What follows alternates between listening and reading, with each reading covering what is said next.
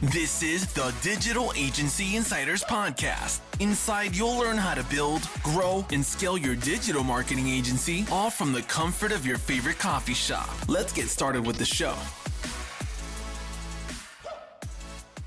Hey, everybody, and welcome to another episode of Digital Agency Insiders Podcast. This is the podcast that gives you a little inside look into how entrepreneurs have built and grown their digital marketing agencies. I am your host, Tabitha Thomas, and if this is your first time watching the podcast, can I just encourage you to go and hit that subscribe button as we release brand new episodes each and every Tuesday with a different digital agency owner. Well, let's move on to our guest today. Today, I have with me Garrett Maragut. He is the president and CEO of Directive. Garrett and his partner founded Directive Consulting in 2014, geared towards performance marketing for software companies.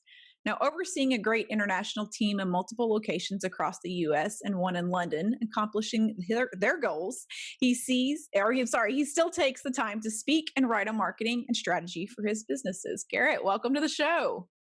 Hey, thanks for having me, Tom. I'm so glad to be here. Super excited to have you with us. So, what is the story behind the creation of Directive, and what got you into the niche of software companies in the first place? Yeah. So I was in school, did my degree in econ in like 3 years, did my master's in the fourth year, and I wanted to go into consulting. So I kind of applied to the big companies like Boston, Bain, McKinsey, Deloitte. And I can't remember, like, I know those all now. I don't remember, like, which one. I think I applied all of them. I don't remember the exact specifics. But essentially, I got an auto reply from everyone I applied to because my university, which I didn't think was that unknown, was not even in their application portal, which is a pretty humbling experience. And so from there, I applied under other and got, like, an auto response. And it was like, all right, cool. So I said, all right, I'm going to build my own agency, and they'll have to like buy me one day. That was kind of like my thought. And I just looked in the mirror and thought, hey, what do people who are older than me with money think I'm good at? Probably the internet. And I just taught myself digital marketing. We had tiny little clients. First client was I was handing out flyers on my moped, and it was like a shawarma shop. I don't even remember how much I charged him because I didn't put the amount in the contract. I don't know why. But did for 30 learning days. Experiences right there. Yeah, learning for sure. So like for 30 days, like Yelp, made him Facebook, handed out flyers, helped him with his menu, said, come back tomorrow, get your check. Came back tomorrow, whole place was boarded up. So that was the first client. Yep. I got stiffed. And then, I got a hookah shop. This is all before my partner joined the hookah shop. I helped him do, like, he wanted a website. So I made one for my uncle, and I kind of taught myself WordPress. So I made him a website, and then he wanted to rank. So I kind of read everything that had been written on SEO, practiced it, tried it. He ranked number one. All of a sudden he got busy, and I was like, wow, this is really cool. This works. And then I went to my partner, said, hey, I want to talk to your dad. He's a plumber. He had one truck. Him and I come from pretty small blue collar type families. Next thing you know, he had 3 trucks. I was like, dude, come work with me. Don't go to law school. I'll pay you like $3 an hour, because we were pretty small back then. And that's how we started, like $250 type, $400 retainers. Oh, that's awesome. So did you know your partner? I'm assuming you guys were friends and knew each other. Yeah, we were like best friends from high school. And then, since like freshman year of high school, and then we were roommates all through college pretty much. And then, now we are business partners. Awesome. What's his name? Tanner. All right. So how many years have you guys been going with Directive? Since 2014, so like 6 years, right around 6 years now. Yeah. 6 years. So is it something you always knew that you wanted to do, or was there other passions that you wanted to go after? Or is this just like, I wanted to do this? I mean, you mentioned I'm not a bigger company. So was that the dream? I mean, I'm just super pragmatic, I guess. Like, I'm like pragmatic to an extreme. So I never had a dream of like any of it, to be honest. It was more just like I was screwing around on Fiverr, and I bet him I could like make $1,000 a month on Fiverr, not working more than an hour a day. And so I kind of figured out how Fiverr's algorithm worked. And I was always just kind of hustling, and people thought I was good at the internet. So I figured, hell, I might as well get good at it and see what I could do with it. And then just, whenever I do something, I want to be the best at it and want to challenge myself. And so for me, the challenge was, how do you build the largest search marketing agency humanly possible? And so that's what I've been trying to do. So you're on your way then. So in your word, what makes Directive a next gen performance marketing company? And how do you go about connecting the dots between search marketing and revenue growth? Yeah, I mean, there's a lot of great ways to do it these days. So, I mean, you can do Salesforce integrations into Google Ads. You can have really strong marketing ops knowledge across HubSpot, Marketo, Pardot, Eloqua, whatever the client's using, frankly, into Salesforce or whatever they're using on the sales side. And so, all the campaigns now, if you really want to bust your butt, you can integrate and you can report on. A lot of people might be scared to figure out what they'd find and might not be able to keep their clients. So I think that's probably the number one reason more people don't, is if they had to actually report on revenue from their services, there might not be enough to pay their retainer. We kind of just decided we would be okay with whatever the data said. And if we couldn't drive services that we could charge a ton of money for, it's probably not the best business. So that's kind of been our approach. I gotcha. Okay. So how do you guys go about finding clients, ideal clients? Because I'm sure there's clients and then there's the ones you really want to work with. And how has that process changed over the years as your company has grown throughout the years? Yeah. So, I mean, your ideal client's usually based off of how much you charge versus how much people are willing to pay. Mm-hmm. There's two ways to grow an agency, and there's only two. There's high end and low end, mm-hmm. and there's nothing wrong or right with either. You just have to be real with yourself. And what I mean by that is, you can have a really good service for the price, or you could have the best service, but you can never have the best service and then not charge the most. And so I caught myself in the middle, and it hurt because there's this inverse correlation between quality and quantity. Mm-hmm. So most agencies try to scale through the amount of clients they have. Very typical, like 99.9. That's the worst way to scale if you also want to have the best service, because the more clients you onboard, it gets harder. Uh-huh. When we were first, I'd say before we kind of evolved, I'd say about over a year ago, and we had a lot of small business because we were very good at demand gen. So February of 2019, I ranked number one for SEO agency nationally. I ranked top 3 for PPC agency. I ranked in the top 5, top 10 for almost every one of my keywords. I was spending over $40,000 a month on Google Ads. I was spending another third party on maybe another $30,000 on review sites. I had a 3-person sales development team. So a lot of investment in growth. And we onboarded about 13 accounts. We did around, I think, 1.5 million in total contracts in a month. And immediately I saw, okay, you can't be proud of your service quality and onboard 13 accounts. Mm-hmm. I think we were at about 65 person agency at the time. So even at 65 people, you can't, it just doesn't work. And not enough people are honest with themselves, I don't think. And so what we did is we took the decision to kind of move upstream, which we were always wanting to do. We just didn't realize that small business conflicted with that. So we always wanted to only do enterprise, but along the way, we kind of had all these clients. I call it the cocaine of agency world. It's like small business because they're so easy to get and you can get really good at getting them. And then you get addicted and then it can kill you. And you don't even realize along the way. And we kind of got to that breaking point in 2019. And so, back in the day, to answer your initial question, we got a lot of our clients through, frankly, we got really good at Google Ads. We got really good at LinkedIn ads. We got really good at review sites. We got really good at SEO.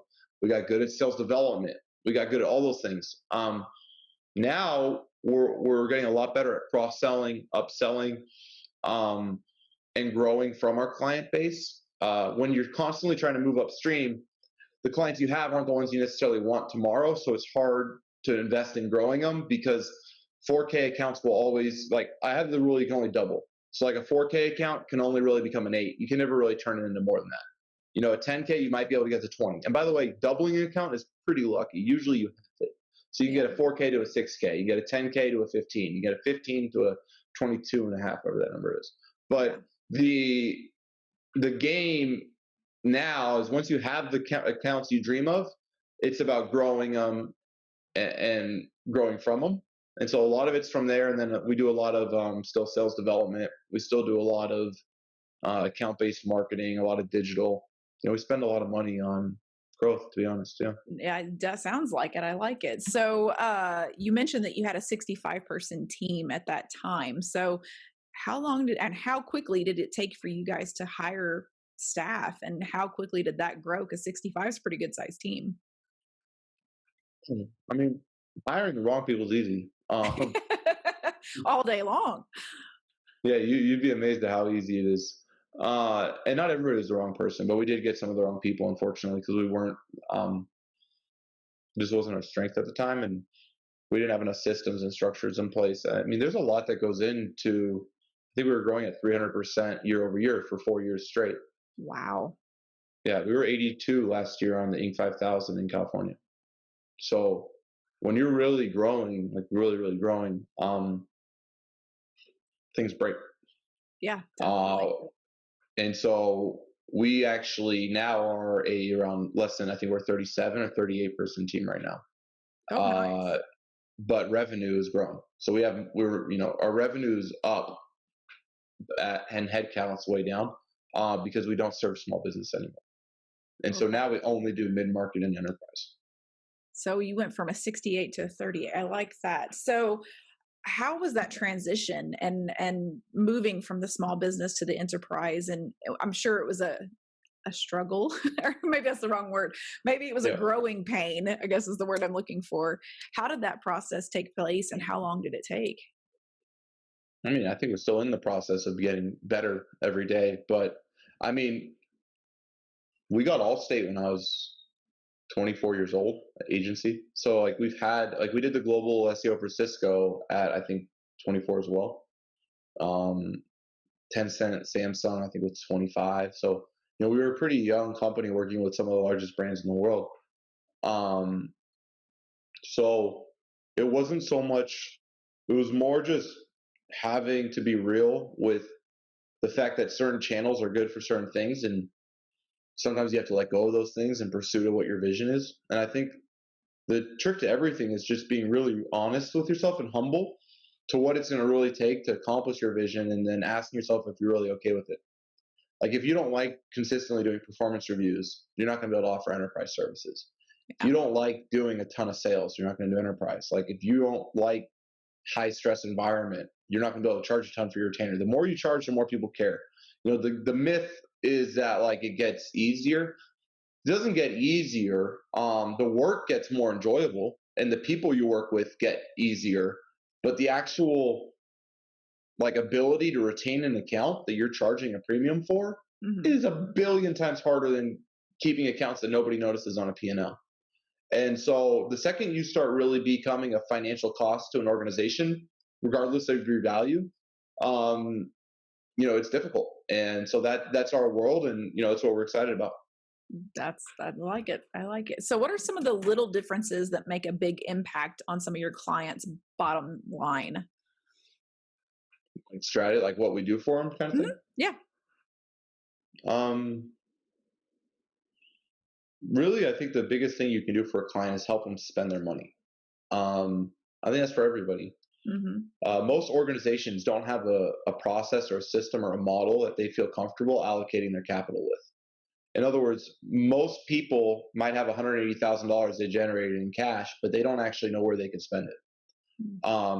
Or people are spending $180,000 on digital, and they just decide to spend 75% of it on Google ads because that's what you do. Not because they built out a model that evaluated at a unit level, like and normalized essentially, and said, okay, here's our LTV, here's our customer acquisition cost. We're targeting a ratio of 3. We're going to use the LTV CAC ratio, and then we're going to evaluate every channel.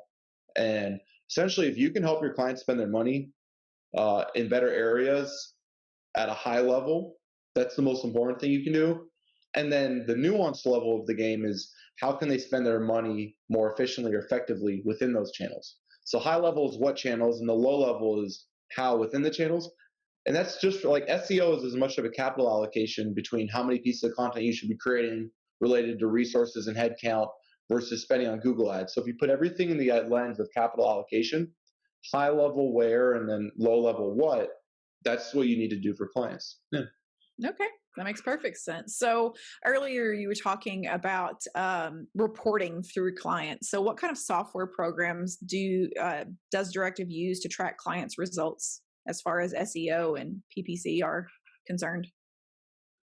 Yeah, we don't really use like reporting programs because you can't charge someone $50,000 for SEO and then send them an SEO rush report. It doesn't work. So very true.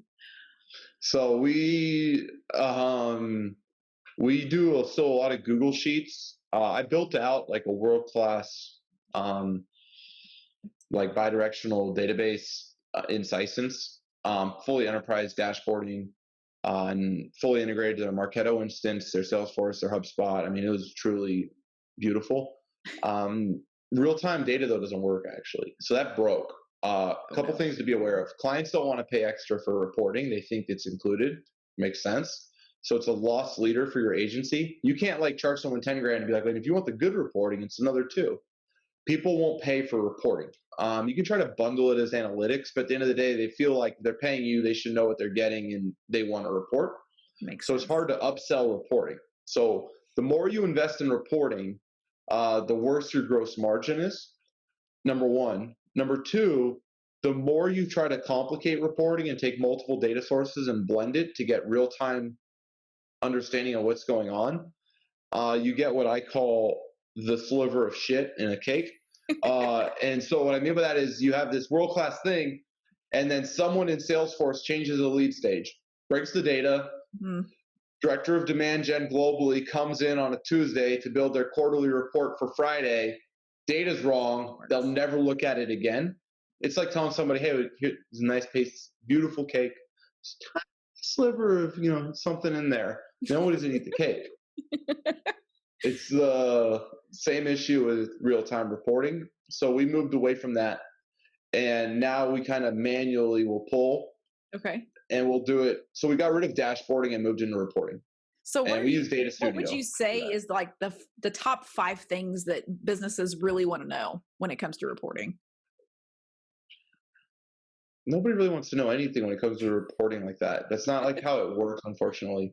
Okay. Like I used to think it worked like that, and it did for a lot of these clients. Now, every one of them is different. Like someone wants to know pipeline revenue. So we have what we call a North Star metric. Okay. In other words, if we could move and hit this metric, the one thing we did over the next 12 months, would you renew with us? Cool. So if I get you 250 MQLs, you're going to renew. Yeah. Cool. Let's make it 300 and let's kick that goal. And so that's what we'll report on. The next client says, look, we don't care about MQLs. MQLs suck. Okay. What do you care about? SQLs. The figures it's the same thing. They just label it different, right? Or it is different. And then you have to go and then, we don't care about MQLs or SQLs. Our close rate, like our time to close is 90 days. We can never look at that stuff. We only care about pipeline revenue. Perfect. Hey, we don't care about pipeline, MQLs, SQLs. We only care about deals, the amount of logos. Like legitimately, everyone in the world's different. And the second you start charging money and reporting on traffic, you lose your client. So like the marketing things that everybody reports on are by far the worst numbers you could humanly report on. It's the sales numbers and the finance numbers. Those are the ones that matter. So since each client is so drastically different, I'm sure that changes the way you work with the clients, because you can't use systems and processes because they're not all exactly the same. So how did that change how you work with these clients? I mean, you have less people now, but how does that work? Yeah. You have to find really, really good people and you got to pay them a lot more. It's it's hard. You just need really talented consultants. More experienced, how do you take this company just bought this company. So this large B2B SaaS company just acquired this large B2B SaaS company. And now they need to integrate both teams. One runs on a global team, the other runs on regional teams. How do you come up with a unified strategy over the next 6 months that doesn't alienate anyone and brings everyone together? That's not The problem with the SEO and the PPC industry is a lot of people value their technical skills over their consulting skills. And so what we try to really teach is that your technical skills are understood. You have to have those. Congratulations. Now we need to figure out people skills and how to get buy-in and drive results. So if you really want to make a ton of money in marketing, being skilled in specific fields is a prerequisite. It's not a bonus. In other words, being really good at SEO or being really good at PPC is a prerequisite. It doesn't do anything for you. Being really good at communication, reporting, finance, sales, marketing operations, that's what, makes you a six-figure type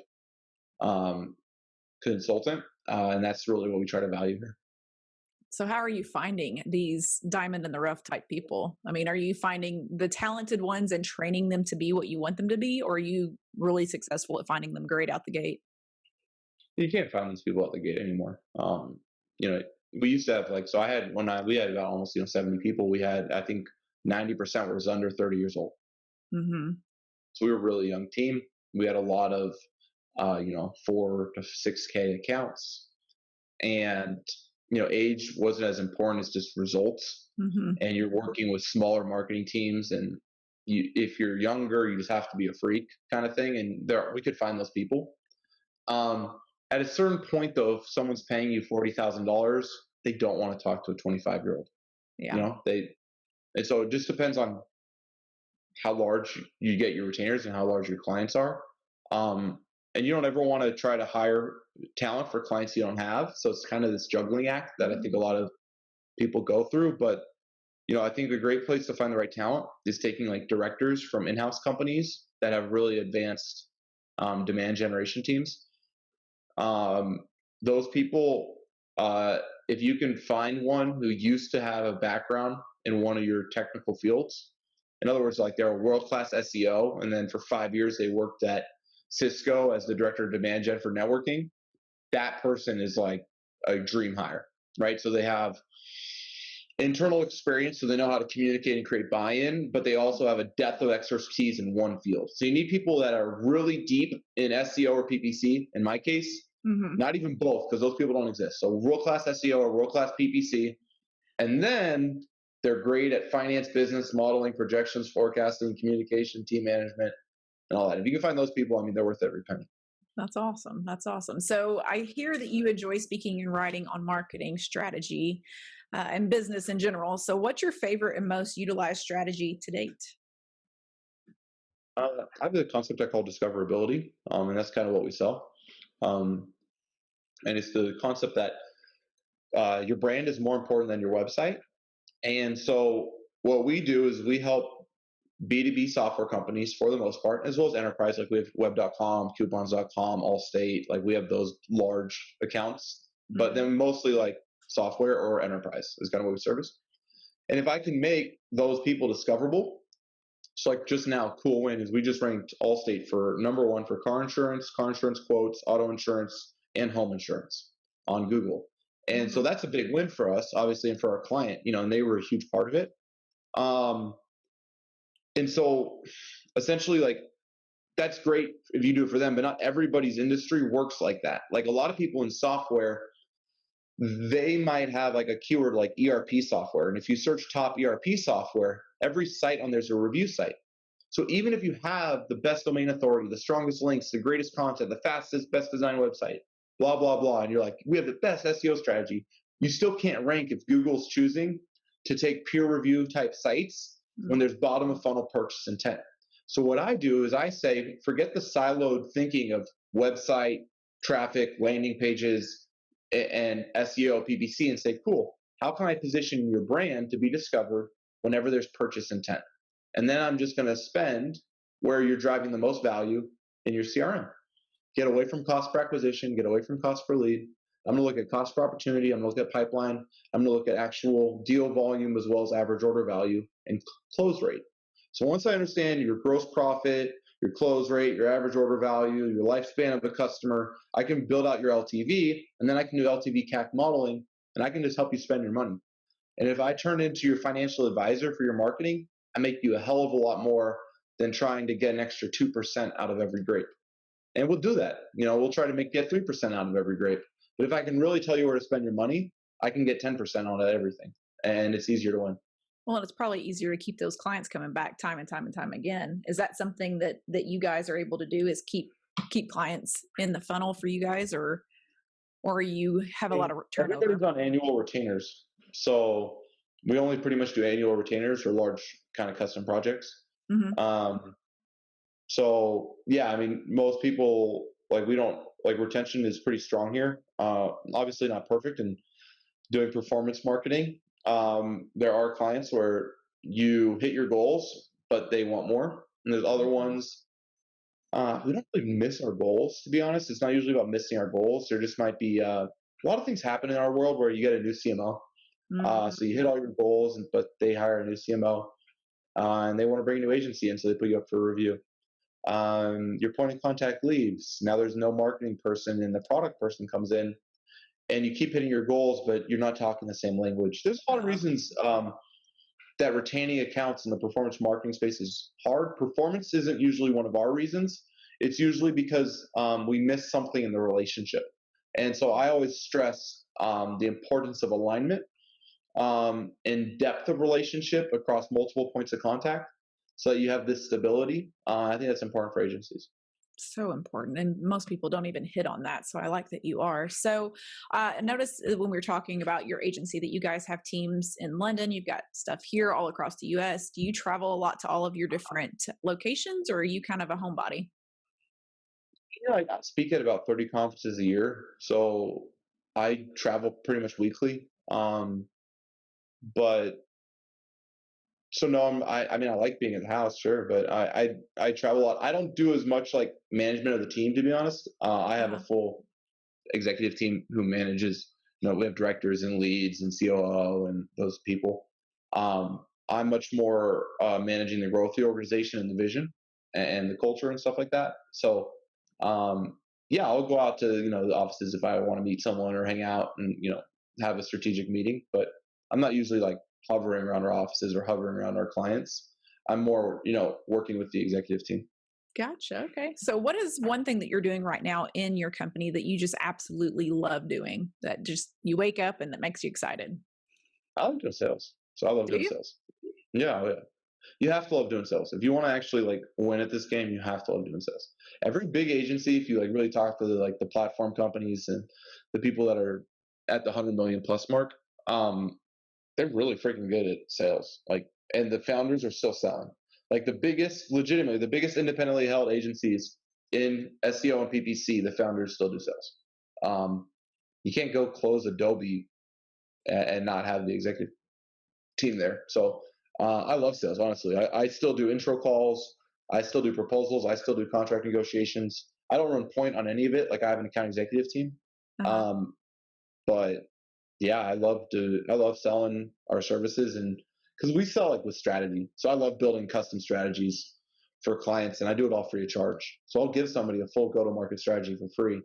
And then usually they choose us. So Well, it sounds like something you actually. there's a myth out there for everyone good. listening. The stupidest Yes. thing anyone can ever tell you is don't give away your work for free. Don't listen to that crap. It's a bunch of just garbage. Please, just whatever you do, give away your work for free. It's the easiest way to win business. Those people are so wrong and never built anything big.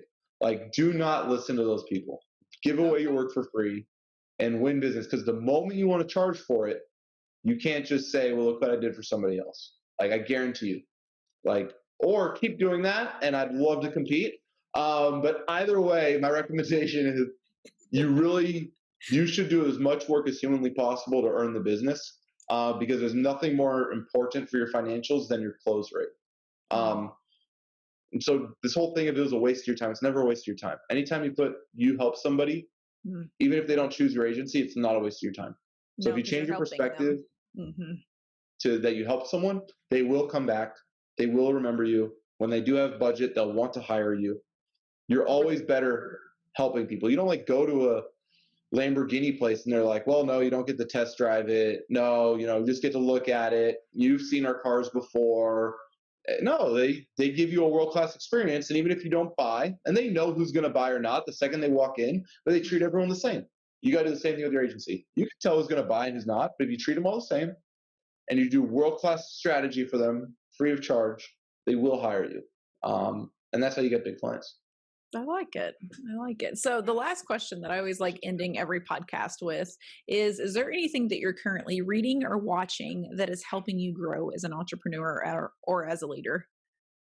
Yeah, I think the best book, I love to read, so I'm like super. I start to say, I see the bookshelf, it makes me excited. So I know. I think I've read all of these in the last 12 months. Like these are just the recent ones. Like I'm a fiend for reading. I try to go through like one or two, like one every week or two.